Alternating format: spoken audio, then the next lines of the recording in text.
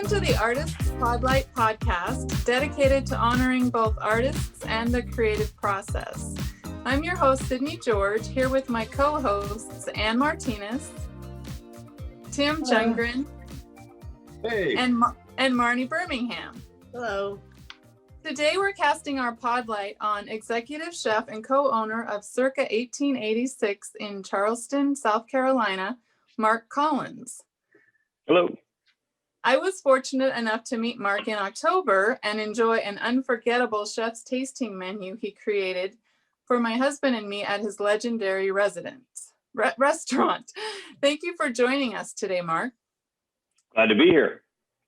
I have to say, meeting you and listening to you speak about the unique menu you've developed at Circa 1886 was an absolute highlight for me. All the time, effort, and love you've poured into the development of the Circa 1886 menu, described as a journey through the belly of South Carolina foodways, from its humble beginnings, multinational influences, and what that means for modern day cuisine when fused together from this rich history is so evident. Can you share specifics on how you developed the menu, Marc? Sure. We got to a point in the lifespan of the restaurant when we thought it was time to evolve again. And everybody, has been on this local kick for a while, but, there's a thought process where what does local really mean? Local means what produce and livestock may be grown in your region. And I thought, well, that's been going on for years. Most people didn't necessarily know about let's say local foods for some time. And then 10 or 12 years ago, it became this hot topic, but it had been going on for, 30, 40 years. I mean, ever since chefs and fine dining restaurants wanted to source out great produce, they'd look locally to find that because they knew that anything growing in the region was going to be fresh and available. And that was the best they could find. So I said, we need to take that a step further. We need to understand where that food really came from and why we have products grown here now. Where did those tastes and flavors come from? And South Carolina's got such a rich history, being a 200-year-plus-year-old city, and actually one of the largest cities on the Eastern Seaboard. It was actually larger than New York City at one given time. It was the biggest port on the Eastern Seaboard at one time. So lots of things were coming through this port, and lots of influences. So I decided that story needed to be told through our food, and what better way but to define what I thought were the four major kind of changes in food in South Carolina. So Native Americans were here first. So there's a history there of what they ate off the land that was there at the beginning.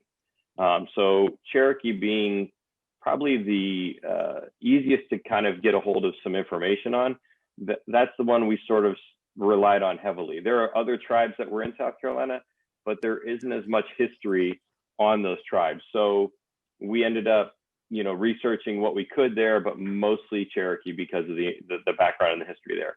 And then I said, well, what happened next from a culture standpoint? Well, that would have been the European settlers that came here from England, from Germany, from France, from Italy, that settled in this region and brought their food styles with them. Because if you can imagine, if you left the United States, wherever you're at now, and moved to a different country, there are foods that you enjoy that you ate here a lot that you're going to want there because they remind you of home or the things you grew up on. So they had to do that here because that was the only style of cooking they had in their repertoire. And then they had to use ingredients that were here. And those ingredients that were here, plus the ones they brought, kind of developed that cuisine. Then you had to move from there to the huge African connection that Charleston and South Carolina has. Obviously, when that period of time came, people were taken from their homelands. They brought with them what they could, and those foods got transplanted here to South Carolina, like watermelons and okra and bene seeds and all these things that we kind of use down here. So that too brought its own tastes and flavors that we've come to know that have actually evolved into what my last menu kind of is, which is Southern cuisine today. Where do all of those flavors and tastes bring us today? Where does, like shrimp and grits come from, and how, everybody's enjoying that here in the South or in South Carolina as a whole, but also along the whole Southeast. Where does that actually come from? So there's storylines that kind of bridge us to that history. And I thought it needs to be told through the menu, because it's a great way to educate people when they come in the door, to give them an experience more than just, hey, you're here to eat great food and enjoy a dining experience and be served in the style that we do. But I felt, what better way? We are, in a sense, obviously artists. And so the only museum that we have to present our art is in a restaurant. And so that's our form. So it just became an easy transition to do. Well, it's amazing that you were able to do all that research and bring it together in the way that you did, Marc. How long did that process take? It took about a year to start the research before we ended up, presenting a menu with it. That took time to speak with certain individuals that have good historical knowledge of those things, find books written about those items, so that we can start to piece things together. The other hard part of that equation is when you're writing menus like that, at least at our restaurant, there's an expectation of the food and the quality. So you can't just do these simple dishes that people did. You had to take them and add your artistic flair to them to update them for today's taste and flavors. So we do a lot of those things where we find core items and try to build dishes around those core items, so that they have a flavor that's reminiscent of that time period and also has a connection to it, but it's updated for today's customer. Well, and every dish, is a masterpiece in that way. And so since, no one other than myself was lucky enough to be there and experience that, could you, pick one item that you're especially fond of on the menu and talk about the components of that particular dish? Sure. Thank you, Marc. So a lot of people, again, in the South, and we talk about shrimp and grits, it's an easy dish to go to. Most people in the United States today understand that shrimp and grits is shrimp in some sort of sauce over corn and grits. The fact of the matter is that was secondary to the original shrimp and grits. Rice farming was huge in South Carolina. It's what made South Carolina rich. Carolina gold rice got its name not only for its golden hue, but because of the money that it made being planted and harvested and shipped back to England and France and all these other areas, because rice was a big commodity. So what would happen is, the indentured servants that were taking these things and pounding the rice, they would give the nice rice away to, obviously, for their labor. They'd package that up and obviously ship that off. And then they were left with the broken rice to eat and live and sustain themselves. Well, obviously, back in those times too, people didn't have, at least those particular people didn't have the foods that obviously the more wealthier plantation owners and things had. So they looked for other items, which is like shrimp, because everybody thought that was kind of trash and nobody wanted to eat that. So that was something they would harvest and eat and take care of themselves. And obviously they'd have a little pork fat. And so they cook that together, and what they had some butter or make a quick sauce out of it and pour that over the broken rice. And that was the original shrimp and grits. And those broken rice are called Midlands. That they get their name just basically from the small little pieces that they have, and they would make that traditional dish. We take that and serve it in that same classic kind of tradition. Instead of doing the corn-based, we bring you back even further to that original dish, and we do a ham hock gravy, because we figure like smoked ham hocks is something they would have had to braise with their greens and things like that to eat. So we do a nice rich stock with that, add some peppers and onions and tomatoes and things like that to it. With a small little shrimp, we use royal red shrimp, which is a really tiny shrimp that comes from the Florida area. I like them because they're really unique and small and kind of have a nice pop to them. And they work perfect over that dish. And then that's just, we warm up the rice and add a little cream and goat cheese to it to kind of rich it up a little bit, and then pour that sauce over top. So that's how we get that dish today. And it was wonderful. Thank you so much, Marc. Sure. Marc, this is Anne. I'm really interested in hearing about your journey. Give us a little background on where you grew up and how you got started on your path. I read that you wanted to be a fighter pilot at one point. I did. Yeah. So I grew up in Pennsylvania, and Erie, Pennsylvania to be exact. And in like growing up, my brother got his pilot's license when he was 16. So before he even got his driver's license, he sold it in a plane. So kind of idolized my brother, but he was 10 years older than me. I had a uncle that flew F4s for the Air Force. Kind of, around that same time, that Top Gun thing happened, so everybody was kind of like into flying, and it looked really cool. So I joined the ROTC in 9th grade and I did that for a year, and I was at an air show, and one of the guys there said, you know, what do you want to do? And I said, oh, I want to be a pilot. And he's like, well, I see you wear glasses. You can't fly for the Air Force with glasses. So I was like, well, that kind of took the energy out of me to want to do that. So I looked at other options, and a bunch of my friends were headed to culinary school in high school to do vocational culinary arts, basically. And I said, well, I don't really have anything else planned right now. I don't really know what else to do. I'll join you all at that and do that. So I got into it, and in that first year, the gentleman that was teaching the class basically said, you have a pretty natural knack at this. You should probably stick at this because you have some good talent. And I said, well, I have, again, no other plans, so I'll give it a go. So I did it, and it sort of came real easy to me. I enjoyed the process of cooking and putting things together and the flavors and all that sort of stuff. So I stayed with it for 3 more years, and then went and got my associate's degree at the Pennsylvania Institute of Culinary Arts in Pittsburgh, and then worked my way up from a dishwasher to a baker's assistant to a line cook. Then moved to San Antonio for 10 years, worked at a couple different restaurants and large hotels. Found I really like small luxury hotels. Got a job at the Fairmont Hotel in San Antonio, which is a small 37-room boutique hotel, and worked there for 5 years. The last 3 or 4 years of that was as the executive chef. So by the time I was 23 years old, I became the chef of a 4-star, 4-diamond property. Kind of really, again, had aspirations and goals and wanted to achieve those goals and wanted to make sure that nothing stood in my way. So I just learned, honed, got better and better at it, found the right positions to kind of get me where I wanted to be. Learned a lot of different aspects from pastry chefs to gourmet chefs to banquet chefs. So I could learn every aspect of it. The more well-rounded you are, the better off you are in the kitchen. After doing that, I kind of got to a point in San Antonio where I felt my time here is kind of winding down. I've done things I wanted to do. I can't do more adventurous food in this town. So it was time to look for another position. That happened in 2001. So like early part of 2001, I was interviewing for a couple of different jobs, and found this job here in Charleston, and got the position and started June of 01. So I've almost been there for 20 years. It'll be come June, so to speak. Nice. Mm-hmm. And I've read that you're known for giving back to the Charleston community.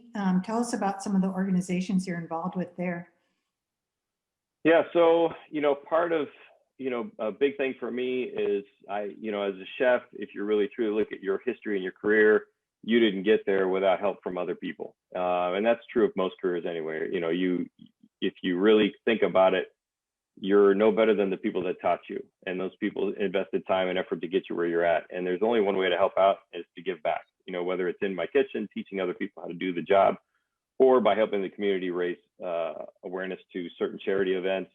We do things like events for a local cancer hospital here in town.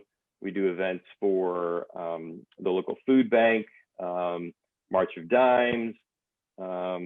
There's a place in town called Ben's Friends that helps people with alcohol and drug addiction in the food and beverage world. We do an event with them every year. Every time we turn around, we're trying to help some sort of organization. Trying to think of some other ones that we've done. There's a multitude. We probably do 8 or 10 a year, which last year was really difficult for us because with COVID, everybody pretty much shut down those events. It was difficult. We tried to think outside the box. How could we come up with different ways to raise funds for them? Because their need doesn't go away, COVID or not. There are still people that need to be fed, or people need help with, raising funds for cancer, or the Make-A-Wish Foundation, or all these other organizations. So we're still struggling kind of with that this year a bit. I noticed a lot of people are still not comfortable with doing large events. So again, we're trying everything we can to kind of help out. The other hard part of that was, obviously restaurants took a toll when everything shut down. And a lot of people didn't want to ask restaurants for help like they had in the past, just because most of our stuff, obviously all of it's pretty much donated to these events, and they knew that we couldn't do that. So it was nice to have them think outside the box too on how we could still do something without a major impact to restaurants that were struggling. And we've seemed to work through it and gotten through it. And we hope that continuing here in the next year or so, that will just be the trend, that we continue to help out more and more. Nice. I also read that you were instrumental in starting the Charleston Wine and Food Festival. Can you give Yep. us a little bit of a background on how that came to be? Sure. So when I used to live in Texas, I did some events with the Texas Hill Country Food and Wine Festival up in Austin area. And so when I moved to Charleston, Charleston has this rich history, and most of it, people say that New Orleans is such a big food town, and I would argue that Charleston is a much bigger food town than New Orleans ever was, or could be, just because of the diversity here. Because there's so many different influences that live in the city or in the state versus, the French kind of connection that they have there in New Orleans. And I felt like this city was primed to tell that story. I had a person named Angel Postel who came to me and said, hey, we're looking for an event to do for the aquarium here in town. And I said, I don't know if it necessarily ties in with the aquarium, but I don't know why this town doesn't have a food and wine festival. Like it would be so easy to do and to tell people about the story of Charleston and the food and the history. There's so much great food here that nobody knows about. And she said, that's a good question. I tell you what, we'll circle back and talk about it some more. So about a year later, we got the opportunity to kind of sit down again and talk about it, start forming committees, getting the mayor involved, and we got Savoir Magazine involved, and they helped kind of springboard it a bit. And then we were able to start our very first one. So yeah, it was kind of instrumental in basically kind of bringing that together. I'm connected to it only from a standpoint where we're a restaurant that helps the organization, but I don't sit on the board or help define things for them so much. They're kind of up and running on their own. But yeah, it's been a great thing to see. It became, I think, one of the top 5 food and wine festivals in the nation. So it's pretty awesome. I hope I get to attend someday. Sydney's been there, but I haven't. Yeah, it's a fun time. It is. Hey, Mark, Marnie here, and Hey. I'm coming to you live from St. Louis, and I All literally right. have not been to a restaurant since eating outdoors in July, so I am really hurting. And I was wondering, were you able to stay open during the COVID, or? We closed for 2 months. Obviously we were ordered to be shut down by the state. That happened the day after St. Patty's Day. So we shut down for, I think it was just about 2 months before we were allowed to open. And when we were allowed to open, we had a game plan kind of put together on how we would do that. We followed the guidelines of our local health department, our state health department. And we had to spread out tables. We had to do more outside dining. Luckily, we have a courtyard area. We were able to do that. We've gotten a covered tent to basically allow us, some outside dining with weather and all that stuff. And luckily for us, we opened at a time frame that was still spring-ish summer, so it was tolerable outside. Charleston gets a little warm in the summer.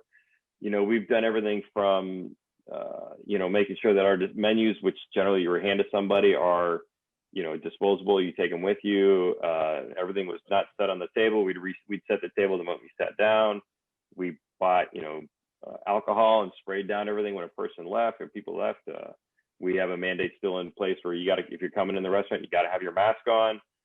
So we do everything to safeguard our team, which is super important. I don't think people think about that. Everybody goes out to restaurants and they worry about themselves in that environment, but the team is in that environment every single day.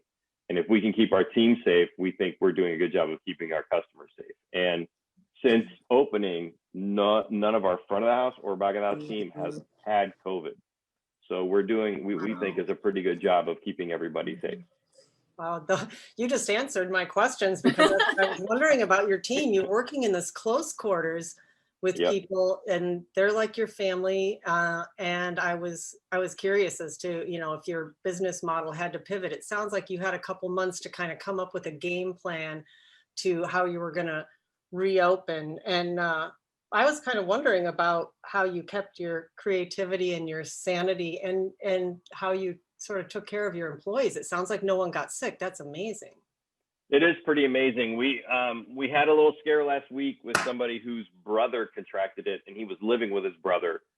But the moment his brother called him, I was like, you can't go home. You got to leave the restaurant now. And he went and got tested, and then he got tested 3 days later, and he didn't have it. So we were really blessed with that situation. But we all wear masks in the kitchen, and everybody out front wears masks. So we do our best to kind of stay as clean as possible, And fine dining, I think, lends itself well to the situation because we care at such a great level about the cleanliness of our kitchen, cleanliness of our food, the level that we're trying to do. So I think in those environments, you know, we're always washing our hands, and you know, it's just one of those places where you feel, I think there's a better level of care taken sometimes. I'm not saying that other restaurants don't do that. I'm just saying that I think at our level, we're very acute to it.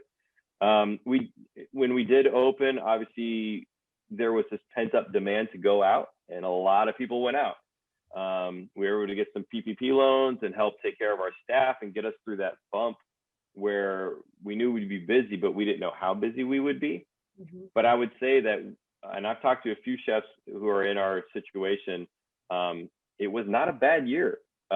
You would think it would be a struggling year, and there were struggles. Obviously, being close to 2 months and not having that revenue is difficult. And we lost all of our banquet business, which is huge. You know, nobody's getting married. If they are, they're doing small events. You know, nobody's having Christmas parties and things like that. So in those areas, we did kind of suffer a bit. But the restaurant as a whole, actually, in one of the months, we did better than we had ever had in any of the other months prior. So Wow. it just is a testament to, I think, a lot of people that were like, I want to go out. I want to get back to some sort of normalcy. And I think we offered some of that to those people. I think there were people that still wanted to travel. We're still going to, you know, small boutique inns because they felt like there were less people. It was more safer for them. And so we seem to reap those benefits. Wow, well, congratulations on making it over the hump.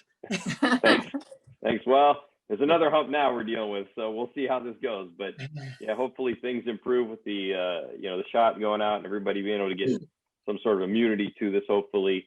And then we hope that the summer continues, you know. But usually in Charleston, there's a lull right now until spring happens, because in springtime in Charleston is the most beautiful time, that in October. So we'll see if the travelers come back out again and start to kind of do the normal things. Yeah, great. Great. Marc, Tim here. First off, I just got to tell you, this is just fascinating for me to hear you talk about this. Just amazing. I'm just curious. Obviously, you know, you put a lot of creativity on the plate in your restaurant. How does creativity affect other areas of your life? Well, my dad was an artist, so I grew up. He went to art school in Cincinnati and has an art degree. He paints. It's not necessarily what he made his living at, but you know, we would go to museums and things like that, and he still paints. He's in his 80s.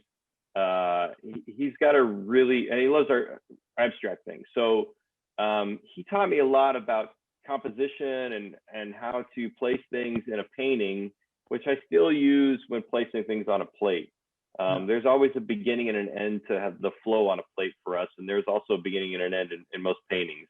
And I learned a lot reluctantly sometimes at his side, trying to, you know, go to museums, and I was like, oh, I'm so bored being here. But then, you know, you walk away and you start to become enriched by it and start to learn by it, and the older you get, you start to appreciate it more. So I had that to fall back on when it comes to creating things. And when it comes to writing menus, I really, it's not as easy sometimes to do by yourself. You know, we get writer's block sometimes. We're kind of like, I've done this over and over again, or I've seen this over and over again. And I try to write no two dishes alike. So before we switched to this menu, every single menu prior to that, there wasn't a dish that was exactly the same. Every single one was different.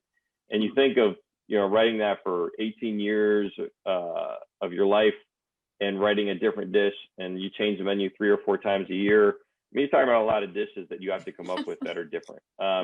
They say there's nothing new under the sun. You reach a point where you're like, yeah, there really is a lot of new things if you keep writing, you know. But I think there is my release for that. I really enjoy cooking. I enjoy the process a lot. So, you know, there's a certain comfort and satisfaction of putting something together in your mind. And I can taste those flavors because I've done this so long that I can put different flavors together and create a dish pretty easily without ever tasting it. In fact, most of the dishes that go on our menu, I've not cooked once. I've cooked it in my head and I've tasted it in my head and I go, that'll work. And it usually works. Yeah. It's just, you know, it's just kind of like, you know, if you're a painter, you know, if you have in your head what you want to paint, you pretty much can get it out on the painting pretty well. With, if you've done it for a while, you make very little mistakes. You don't really have to do things over sometimes. Food's kind of like that to some degree too. But the process is just very gratifying because, at the end of the day,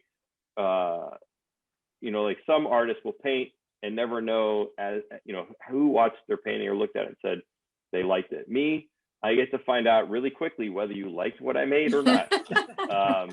And there's, a lot of gratification knowing that what the hard work and the thought process you did was instantly enjoyed and approved by others that come into the restaurant. And sometimes we miss the mark. We know that just because I think it's great doesn't mean my guest is going to think it's great, So we deal with that too.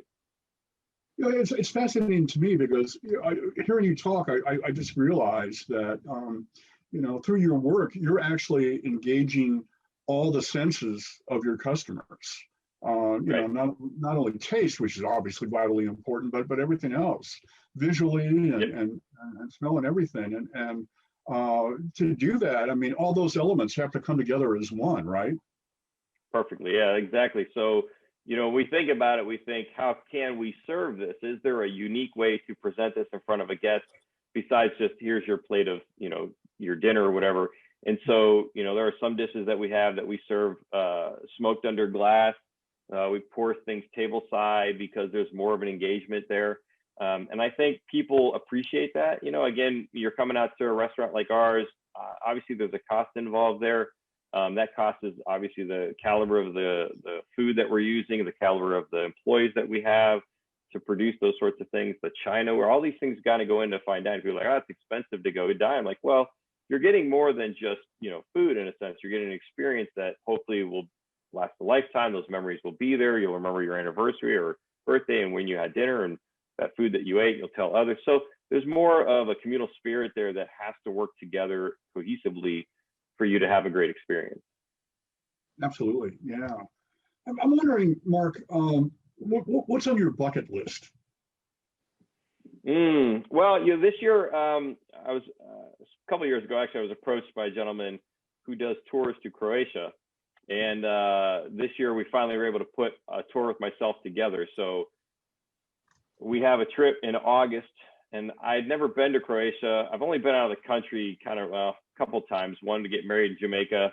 And then I went to Austria 2 years ago, which was really a neat experience. And so I'd like to travel a little bit more. And looking at Croatia just looks like an amazing place to go visit. So I'm kind of excited to do those things. As far as bucket list items, Montana, we talked a little bit about that at the restaurant, Sydney and I. That's a place I'd love to go. We would love to have you, Marc. We would love to have you. I would love to come. I'd love to go trout fishing there. I'd love to see it. I'm kind of a person who romanticizes about the West a bit. So it's a pretty place. I've been to Denver and parts of Colorado that were really amazing to see too. Alaska's kind of on my bucket list too. I want to go see that. So there's a couple places I'd like to travel. Travel is probably a big thing for me, wanting to see those things. That's pretty much it in a nutshell. There's some restaurants I'd probably like to go dine at that I haven't been able to. Some of them like to go to France and kind of tour through the restaurants there. It's on my list of things to do. So yeah, mostly food, travel, Excellent. Thank you. I appreciate that. I'm gonna kick it back to Sid. Well, it's just been a pleasure visiting with you, Marc, and have so much respect for you and all you've done. And just to be able to approach this, from the creative side has been a joy, I think, for all of us. And we're excited for Tim to put it together as a podcast. And of course, that invitation is wide open. So look at your calendar and we'd love to have you come visit. Anytime. Sounds good.